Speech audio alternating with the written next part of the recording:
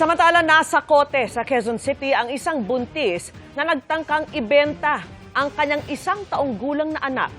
Nasagip din sa Batangas ang isa pang sanggol na ibinebenta umano online. Nakatutok si June Veneracion.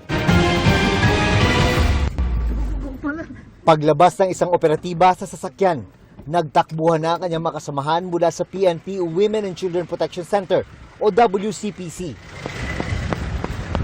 Agad na kinuha ang isang sanggol. Entrapment operation ito sa Batangas City noong January 21, kung saan na-rescue ang 3 buwang sanggol na ibinebenta umano online ng kanyang sariling ina sa halagang 75,000 pesos. Arestado ang ina na kakauwi lang sa Pilipinas, kasama ang kanyang sanggol na ipinanganak sa Vietnam. Nung tinanong namin bakit binibenta, according to her, para makabalik siya sa Vietnam at magtrabaho ulit. Isang araw bago nito, na-rescue naman sa Quezon City ang 1 taong gulang na sanggol. Huli rin ang kanyang buntis na ina na nagtangka raw ibenta ang anak na pinresyuhan niya ng 25,000. According sa kanya, 7 ang naging anak niya. Itong binenta niya pang 7, tapos buntis siya ngayon ng 3 months ulit. Hindi daw siya sinusuportahan ng kanyang asawa. Nakakulong ngayon sa isang selda sa Camp Crame ang mga arestadong ina.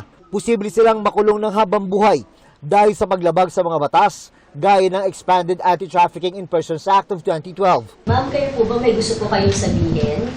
Pasensya na po. Wala po. Pasensya na po. Sorry po. Ngayong buwan pa lang ng Enero, 3 baby na ang nare-rescue ng WCPC mula sa online bentahan. Naalarma ang police unit dahil noong 2024, 5 lang ang nasagip at 8 nung nakarang taon, 8 online site na ang kanilang napatakedown. 10 pa ang kanilang tinututukan. Hindi rin kami napapagod na suyurin sila. Para sa GMA Integrated News, June Veneracion, nakatutok, 24 oras.